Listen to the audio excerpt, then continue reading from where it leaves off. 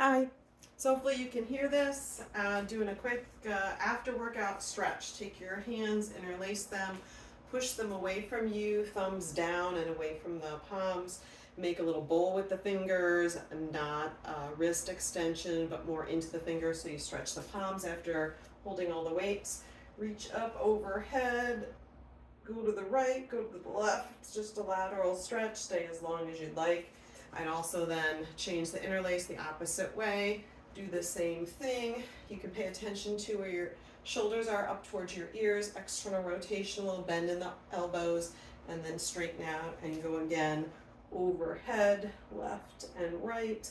I'd also then do a more held lateral stretch, staying to the right with one side arm, pulling the other, and then the left, same thing. Breathe into that side to elongate the space between your armpit and your waistband, especially where the ribs and waistband are. And then come back down.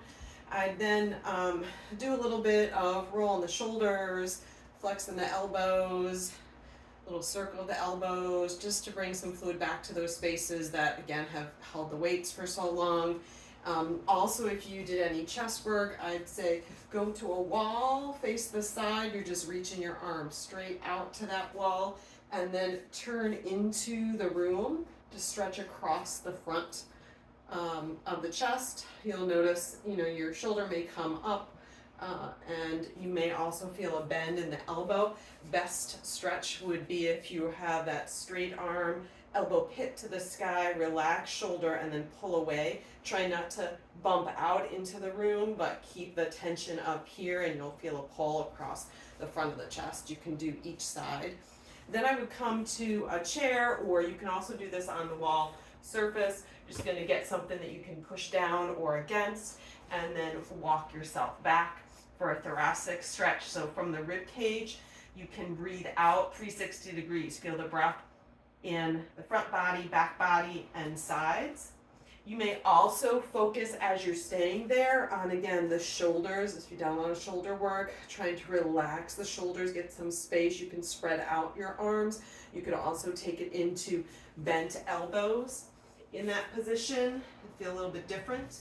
You can also then take this into the mid body by doing some spinal waves. So a flexion, rounding, tucking the tailbone, dropping the head. You're trying to make an arch with your spine, or doing the reverse, lifting up the tailbone, dropping the belly, lifting up the sternum. And as you lift up the sternum, again, that's a great opportunity to open up the shoulders instead of collapsing them in. So you'll find your collarbones, they'll make a V. If you're too collapsed in, they'll be more horizontal when you're stretching out. So you can do that in this position as well. If you feel like it's the legs that are a limiting factor and you want to stretch those out, then in this position, you're going to come to that hip hinge, neutral spine, so not extended and not flexed, but more neutral, and then staying there. See if you can keep folding over.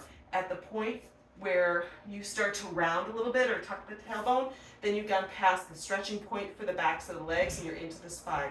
So just keep that spine in the neutral position as you start to come down, and as you stay there and breathe over just 30 seconds or more, you'll get a little bit lower.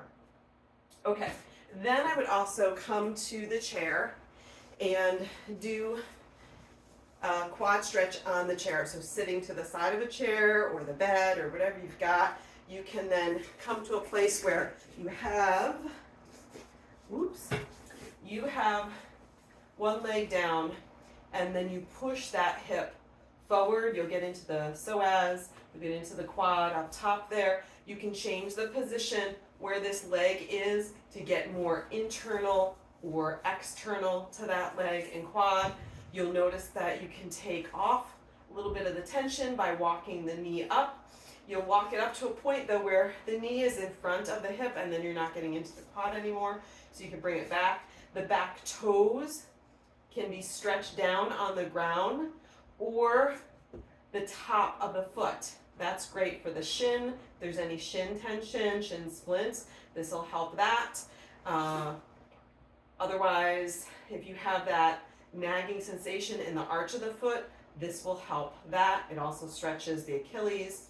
Another thing you can do in this shape is change the position of the foot. So rotate it out and in a little bit, whether you're on the ball of the foot or that front of the foot.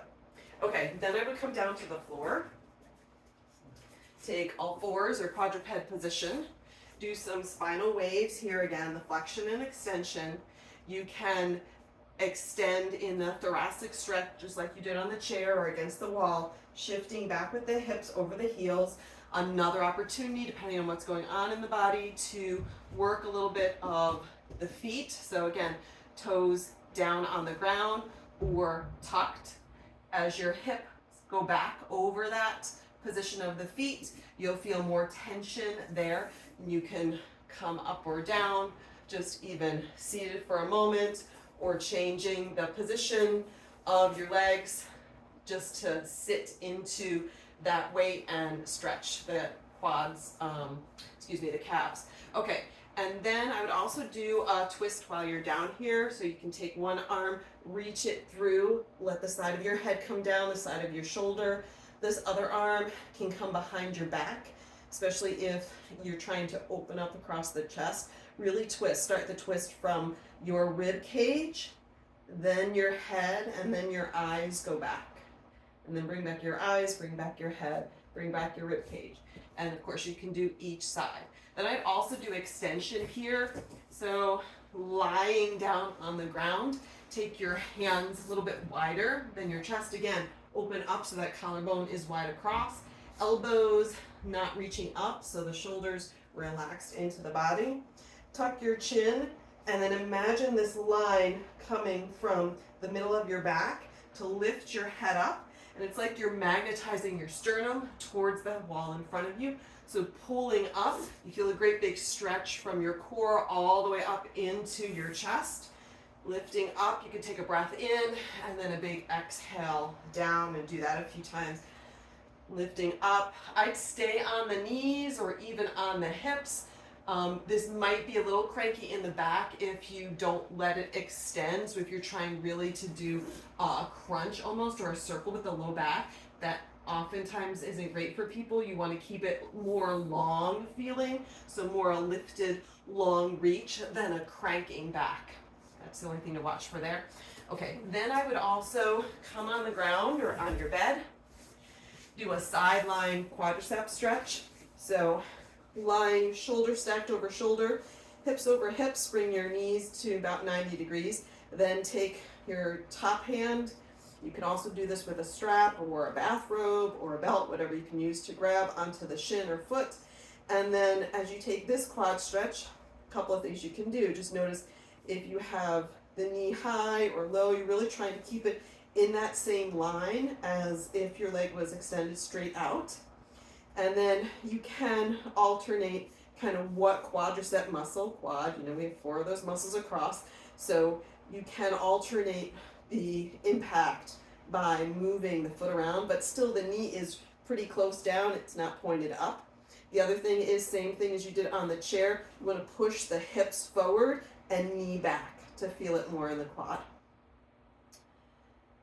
Stay on this one side and then go into a twist. So you take one arm forward and you'll open up like a book, reach up and breathe, feel behind you for that shoulder blade to land behind, and come out in a big T shape. I ran out of space with the wall, but you get the idea. And stay and breathe, and then come back up and around, and then do the same thing, quad stretch, and then opening twist on the other side. The last thing I would say is that if you have a strap or something to come down on your back and do the strap stretch for the legs, then you can address whatever's bothering you that day. So you could take your foot and kind of rock it back and forth, pushing more the big toe mound up and then the baby toe side of the foot up. You're not completely shaking your ankle, but you're rather pushing up one side of the forefoot over the other. That'll just get into, again, that arch of the foot, releasing that tension and really kind of teaching the arch of the foot how to work for you. And then use the strap, pull down and back. Again, you're gonna make sure that your butt's on the ground, tailbone on the ground, you have a neutral spine.